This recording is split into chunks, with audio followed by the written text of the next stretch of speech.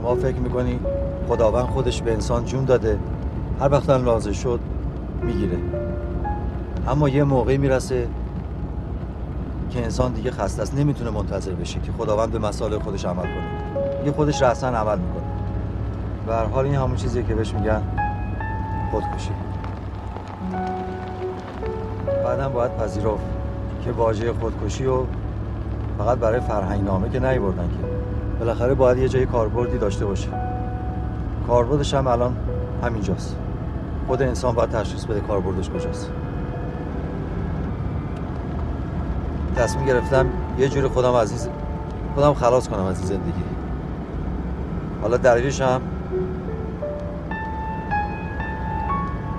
نه به درد شما میخوره، نه اینکه من میتونم بگم. اگرم بگم متوجه نمیشی،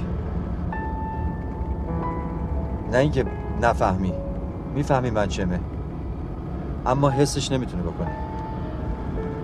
شما میتونی با من همدردی بکنی، میتونی بفهمی من چمه، میتونی زبونی با من همدردی بکنی، ولی حسش نمیتونی بکنی. شما رنج خودتو داری، من رنج خودمو دارم. من میفهمم شما چته، شما میفهمی من چمه، اما حسش نمیتونی بکنی. برای همینم از شما به عنوان یه مسلمان میخوام به من کمک کنی. میتونی این کار بکنی؟ من میدونم که خودکشی از گناهان کبیر است، اما اینم گناه بزرگیه که انسان خوشبخت نباشه. وقتی خوشبخت نیستی باعث اذیت و آزار اطرافیانت میشی. این گناه نیست. این گناه نیست که اذیت و آزار اطرافیانت فراهم کنی، خانوادت اذیت کنی، دوستانت اذیت کنی، خودت اذیت کنی. به نظر شما این گناه نیست؟ مگه شما رو اذیت بکنم، آزارت بدم گناه نیست؟ ولی خودم بکشم گناهه. من فکر میکنم که خداوند انقدر بزرگ و مهربون هست که نخواد رنج بندگانشو ببینه. خدا انقدر بزرگه که محاله بخواد زندگی رو به بندگان خودش تحمیل کنه. برای همینم این امکان رو بهش داده.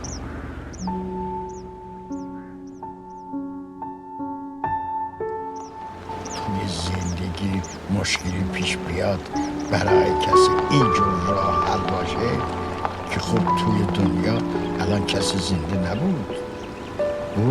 زنده نبود که هیچ کس نبود. یک نفرم زنده.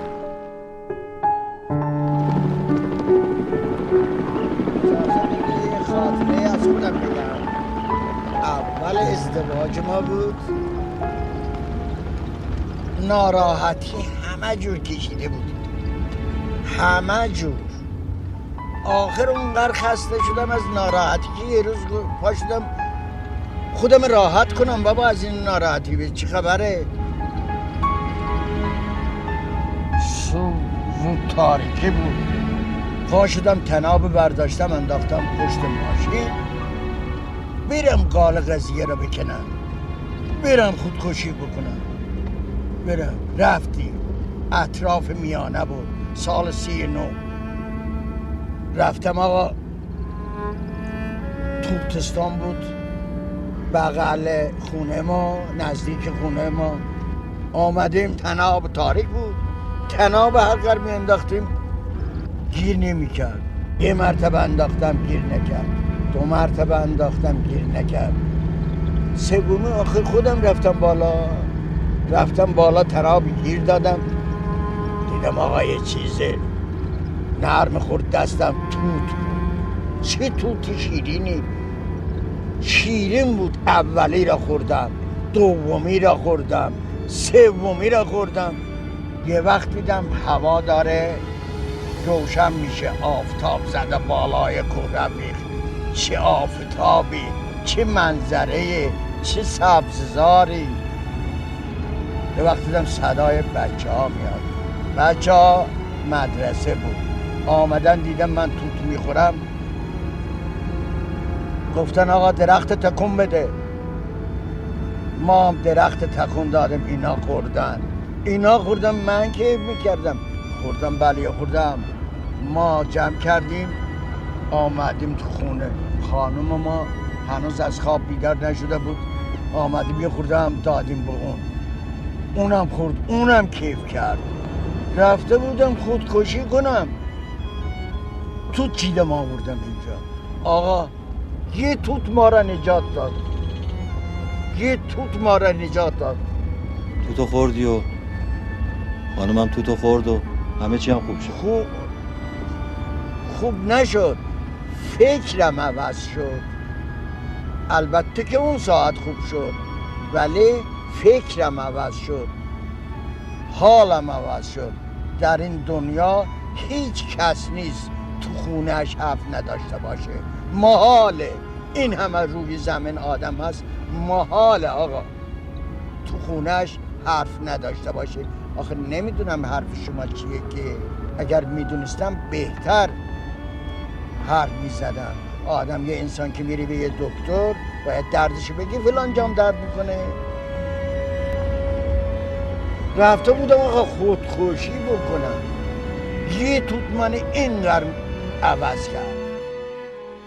آقا دنیا جوری دیگریه، دنیا وقت دیگریه. تو عوض کن فکر تو، دنیا رو عوض کن، خوش ببین همه چی را، خوب ببین همه چی را. تو اول زندگیته، تازه به دوران میرسه، با یه سختی شما خودکشی بکنی، با یه سختی.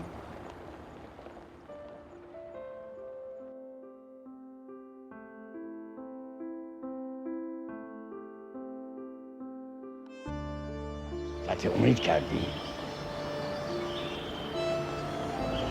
صبح پا شده هیچ نگاه کردی؟ با آسمان نگاه کردی؟ نمیخوا اون دم صبح طلوع آفتاب نمیخوا ببینی؟ سرخ و زرد آفتاب و موقع غروب دیگه نمیخوا ببینی؟ ماه دیدی؟ نمیخوا این ستاره ها رو ببینی؟